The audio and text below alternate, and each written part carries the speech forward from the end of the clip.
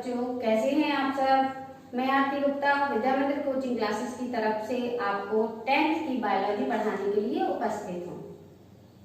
जैसे कि आपने पहले वाले वीडियो में पढ़ा था आपके सिलेबस के बारे में और आपके फर्स्ट चैप्टर के बारे में। फर्स्ट चैप्टर में क्या था? फर्स्ट चैप्टर में था आपका जैव प्रक्रम या जीवन की प्रक्रियाएं, जीवन में होने वाली क्रियाएं जो बहुत ही अनिवार्य हैं सभी के लिए। तो आपने वो क्रियाएं पढ़ी थी। पहली क्रिया क्या थी? न्यूट्रिशन या पोषण। दूसरी श्वसन या रिस्पायरेशन। थर्ड थी आपकी ट्रांसपोर्टेशन या परिवहन। और फोर्थ थी आपकी उत्सर्जन या एक्सक्रिएशन। और फिफ्थ थी आपकी रिप्रोडक्शन या जन्म। फिर हम विस्तार में पढ़ रहे थे न्यूट्रिशन या पोषण के बारे में। तो पहले हमने पढ़ा था कि पोषण होता क्या है, फिर हमने पढ़ा कि पोषण की आवश्यकता क्यों होती है। अब पोषण की आवश्यकता होती है तो पोषण की आवश्यकता हो रही थी हमें पोषक तत्वों को प्राप्त करने के लिए। तो अब हम जानेंगे कि ये जो पोषक तत्व हम भोजन से प्राप्त करते हैं, ये पोषक तत्व क्या है, किन्हें कहते हैं पोषक तत्व। तो अब हम आगे जानेंगे पोषक तत्वों के बारे में।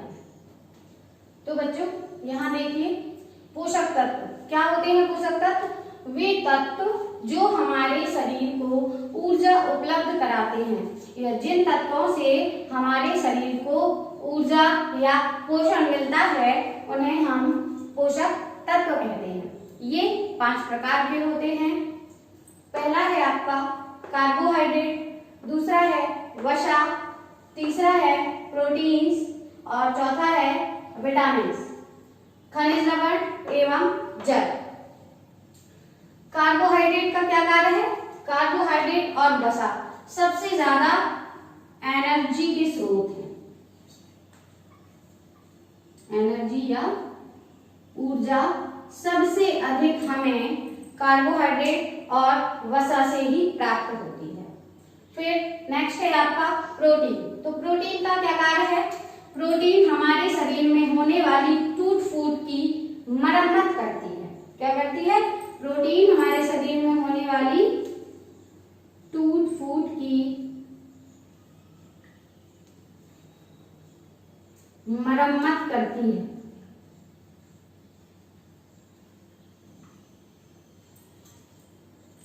ठीक है। और विटामिन्स और खनिज लवण एवं जल, ये दोनों हमारे शरीर की रोग प्रतिरोधक क्षमता को बढ़ाते हैं। क्या करते हैं? रोग प्रतिरोधक क्षमता को बढ़ाते हैं।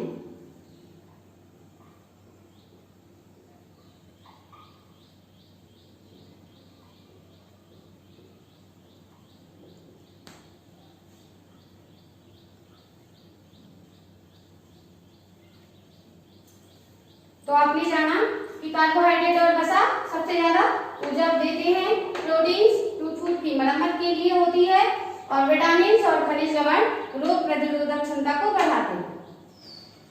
तो आप लोगों ने अभी तक पढ़ा था कि आपके पोषक तत्व 5 प्रकार के होते हैं, जिसमें आपका पहला है कार्बोहाइड्रेट्स। तो कार्बोहाइड्रेट्स क्या है? तो कार्बन, हाइड्रोजन व ऑक्सीजन से मिलकर बना होता है जो वो कार्बोहाइड्रेट कहलाता है। कार्बोहाइड्रेट आपका कार्बन, ऑक्सीजन और हाइड्रोजन से मिलकर बना होता है। अब इस कार्बोहाइड्रेट्स के 2 प्रकार होते हैं। पहला है आपका साधारण कार्बोहाइड्रेट। साधारण कार्बोहाइड्रेट जो है आपका वो ग्लूकोज, फ्रक्टोज, सुक्रोज इस रूप में पाया जाता है। मतलब ग्लूकोज के रूप में जो पाया जाता होगा वो कहलाता है साधारण कार्बोहाइड्रेट। और एक है आपका सेकंड जटिल कार्बोहाइड्रेट, ये मंड या स्टार्च के रूप में पाया जाता है। किसके रूप में? मंड या स्टार्च। स्टार्च इसी की इंग्लिश है, मंड की। तो जटिल कार्बोहाइड्रेट आपकी मंड या स्टार्च के रूप में पाया जाता है। अब ये मंड किस में पाया जाता है? मतलब कौन सी ऐसी चीज है जिसमें कार्बोहाइड्रेट मंड और स्टार्च के रूप में पाया जाता है और जिसमें कार्बोहाइड्रेट ग्लूकोज या फ्रक्टोज के रूप में पाया जाता है? ये भी तो जानना बहुत जरूरी है। तो ग्लूकोज या फ्रक्टोज के रूप में जिसमें पाया जाता है वो है आपका गन्ना, चुकंदर, खजूर। आदि। गन्ना, चुकंदर, खजूर, ये जो आपको पता है ये चीजें मीठी होती हैं, तो इनमें जो कार्बोहाइड्रेट पाया जाता है वो ग्लूकोज के रूप में पाया जाता है। और ये जटिल कार्बोहाइड्रेट या जो मंड है वो आपका पाया जाता है आलू, अरबी, चावल। क्योंकि आप सब जानते हैं आलू, अरबी, चावल, सब लोग कहते हैं ना घर में कि आलू, चावल, इनमें कार्बोहाइड्रेट पाया जाता है। तो इसमें कौन सा कार्बोहाइड्रेट पाया जाता है? जटिल कार्बोहाइड्रेट। जैसा कि आपने पढ़ा कि कार्बोहाइड्रेट ग्लूकोज और मंड दो प्रकार का था। अब यहाँ है कि ग्लूकोज को कोशिका का ईंधन कहा जाता है। तो ग्लूकोज को कोशिका का ईंधन क्यों कहा जाता है? क्योंकि ग्लूकोज से ही इंस्टेंट एनर्जी मिलती है, तुरंत ऊर्जा मिलती है। जैसे कि आपने देखा होगा खिलाड़ी होते हैं या आप लोग भी कहीं गए हो किसी लंबी कूद या दौड़ में भाग लिया हो, तो जब आप लौट कर आएंगे तो जो भी आपके साथ होगा वो आपको ग्लूकोज खाने को देगा। क्योंकि आप जो करके आए हैं, जो आप मेहनत करके आए हैं, उसमें आपके शरीर की ऊर्जा की खपत हुई, तो उस ऊर्जा की पूर्ति के लिए आपको ग्लूकोज दिया जाता है। तो नेक्स्ट है आपका वसा, वसा या फैट्स। तो वसा के बारे में तो आप जानते हैं, वसा क्या होता है जानते हैं? यदि नहीं जानते तो हम आपको बताते हैं। ये भी कार्बन, हाइड्रोजन और ऑक्सीजन के अणुओं से ही मिलकर बना होता है, जैसे कि कार्बोहाइड्रेट बना होता है। लेकिन वसा में ऑक्सीजन की मात्रा कम होती है, बट O2 इज लेस। जैसे कि कार्बोहाइड्रेट में जो निश्चित मात्रा पाई जाती है कार्बन, हाइड्रोजन और ऑक्सीजन की, लेकिन वसा में कार्बन और हाइड्रोजन की तुलना में ऑक्सीजन की मात्रा काफी कम पाई जाती है।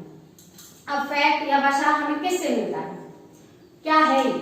तो आप जानते हैं ये हमें एनिमल्स से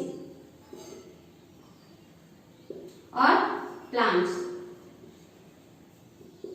जंतुओं और पेड़ पौधों से हमें ये प्राप्त होता है। तो एनिमल्स से हमें किस रूप में मिलता है? एनिमल्स से हमें मिलता है milk, butter, paneer, etcetera. Animals से हमें मिल्क, बटर, पनीर इनके रूप में मिलता है। और प्लांट से, तो प्लांट से भी आप जानते होंगे नारियल, सरसों आदि के रूप में मिलता है। मतलब कि आपको पता होना चाहिए कि ये एग्जैक्टली होता क्या है। ये एक प्रकार का ऑयल है। क्या है? ऑयल। जैसे मिल्क में घी होता है, बटर भी उसी से मिलकर बना होता है, पनीर भी मिल्क से मिलकर बना होता है। मतलब कहीं ना कहीं इसमें घी की मात्रा होती है। ऐसे ही प्लांट से हमें जो मिलता है, तो ये नारियल, तो नारियल से नारियल का तेल, सरसों से सरसों का तेल, ये सब हम अपने खाने में यूज करते हैं। तो उसी से हमें वसा की प्राप्ति होती है और इससे हमें एनर्जी मिलती है। नेक्स्ट है आपका थर्ड नंबर प्रोटीन। तो प्रोटीन आपको किन किन चीजों में मिलता है या प्रोटीन किन किन चीजों से मिलकर बना होता है? तो अभी तक आपने देखा कार्बोहाइड्रेट में 3 चीजें थी, कार्बन, हाइड्रोजन, ऑक्सीजन। फिर इसके बाद वसा में भी ये तीनों चीजें थी, कार्बन, हाइड्रोजन और ऑक्सीजन, लेकिन उसमें ऑक्सीजन की मात्रा कुछ कम थी। लेकिन प्रोटीन में आपको कार्बन, हाइड्रोजन, ऑक्सीजन और साथ में नाइट्रोजन भी मिलेगा। इसमें आपको कार्बन, हाइड्रोजन, ऑक्सीजन और नाइट्रोजन ये चारों तत्व मिलेंगे। और प्रोटीन का कार्य क्या होता है? प्रोटीन का कार्य होता है शरीर में होने वाली टूट फूट की मरम्मत करना। तो ये हमारे शरीर में पहुंचकर हमारे शरीर की टूट फूट की मरम्मत करती है और हमारे शरीर का नया जीव द्रव्य बनाती है। शरीर में नया जीव द्रव्य बनाती है।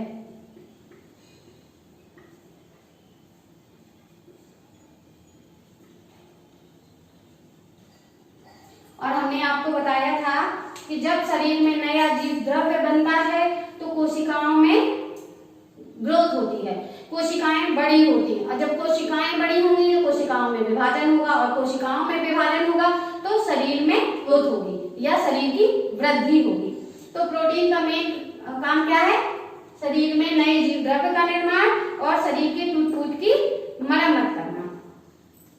अब प्रोटीन किससे मिलकर बना होता है? तो प्रोटीन बहुत से अमीनो अम्लों से मिलकर बना होता है। इसमें ये तत्व आएंगे CH, कार्बन, हाइड्रोजन, ऑक्सीजन और नाइट्रोजन, और ये सब मिलकर अमीनो अम्ल का निर्माण करते हैं और अमीनो अम्लों से मिलकर ही प्रोटीन का निर्माण होता है।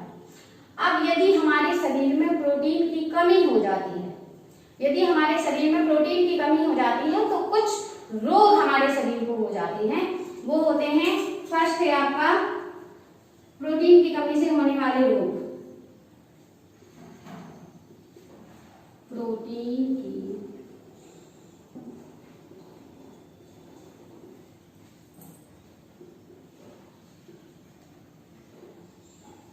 होने वाले रोग। तो फर्स्ट है आपका इसमें क्वाशरकोर।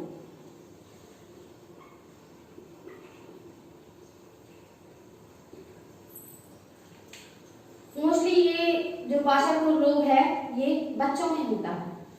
यदि बच्चों को कहा जाता है ना कि कुछ बच्चे कुपोषित हो जाते हैं, कुपोषित हो जाते हैं मतलब उन्हें पोषण नहीं मिल पाता, उस पोषण में प्रोटीन की कमी हो जाती है तो बच्चों को क्वाशरकोर नामक रोग हो जाता है।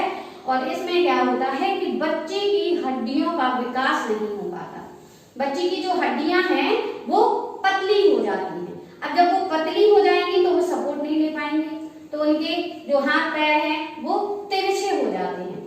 तो ये रोग होता है आपका बच्चों में प्रोटीन की कमी के कारण।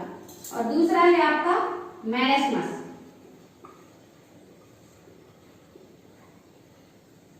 मैरेस्मस ये भी आपका प्रोटीन की कमी से होने वाला रोग है और ये रोग भी अधिकतर बच्चों में ही होता है क्योंकि ये भी कुपोषण के कारण ही होता है। और इसमें बच्चा बहुत ही कमजोर हो जाता है। इसमें क्या होता है? बच्चा बहुत ही कमजोर हो जाता है। तो ये हो गया आपका प्रोटीन। समझ में आ गया आप सबको? नेक्स्ट है आपका जल तथा खनिज लवण। तो आप जानते हैं कि जल हमारी लाइफ में कितना इम्पोर्टेंट है। जैसे कि कहते हैं सब कि जल ही जीवन है, तो जल तो बेसिकली हमारी लाइफ के लिए बहुत ही ज्यादा इम्पोर्टेंट है। और नेक्स्ट है आपका खनिज लवण। तो ये जो खनिज लवण है हमें जल के साथ ही प्राप्त होते हैं। जो पृथ्वी से जो जल हमें मिलता है प्रकृति से, उसके साथ ही हमें खनिज लवण प्राप्त होते हैं और ये ही हमारे शरीर के लिए बहुत जरूरी है। और इन खनिज लवणों में होता क्या है? इनमें होता है कैल्शियम, फास्फोरस, आयरन,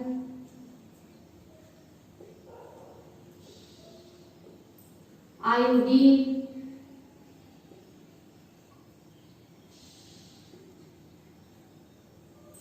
तो ये सारे तत्व कैल्शियम, फास्फोरस, आयरन, आयोडीन, ये सारे तत्व हमें खनिज लवण के द्वारा प्राप्त होते हैं, जो कहीं ना कहीं हमारे बॉडी के लिए बहुत ही इंपॉर्टेंट होते हैं। जैसे आप जानते हैं कैल्शियम, तो कैल्शियम हमारी हड्डियों को मजबूत रखता है।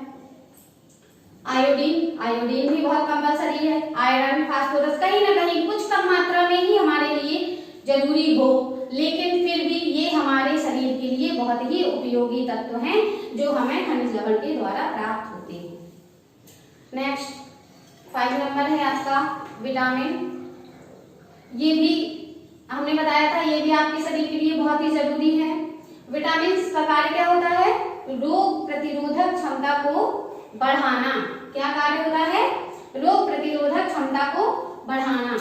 विटामिन की खोज, तो विटामिन की खोज की थी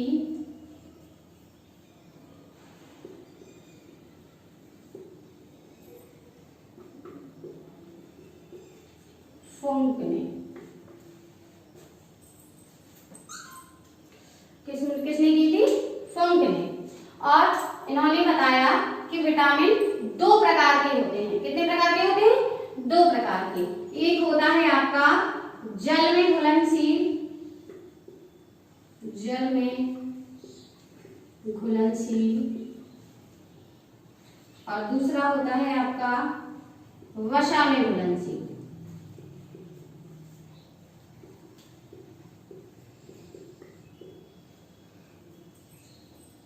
विटामिन आपके दो प्रकार के होते हैं, पहला एक होता है जल में घुलनशील और दूसरा होता है वसा में घुलनशील। तो कौन से ऐसे विटामिन हैं जो जल में घुलनशील होते हैं? तो ये हैं आपके विटामिन बी और विटामिन सी। ये दोनों विटामिन आपके जल में घुलनशील होते हैं और वसा में घुलनशील तो vitamin D, vitamin E, vitamin के और विटामिन ए। क्या है? Vitamin D, vitamin E, vitamin के और विटामिन ए। तो ये आपको पता चल गया कि डी और सी जल में घुलनशील है और डी, ई, के, ए ये आपके वसा में घुलनशील है। ऐसे आप इसको याद भी कर सकते हैं, डी, ई, के, डेका या के, ई, डी, ए, कीड़ा, कुछ भी जैसे आपको उचित लगे आप उसको उस तरीके से याद कर सकते हैं। अगले विटामिन का चैप्टर या उसकी जो सारणी बनानी है वो हम आपको अगले वीडियो में बताएंगे। तो आज का आपका वीडियो यही समाप्त होता है। हम आपसे अगले वीडियो में मिलेंगे और हमारे वीडियो को लगातार देखने के लिए हमारे चैनल को सब्सक्राइब करें। Thank you.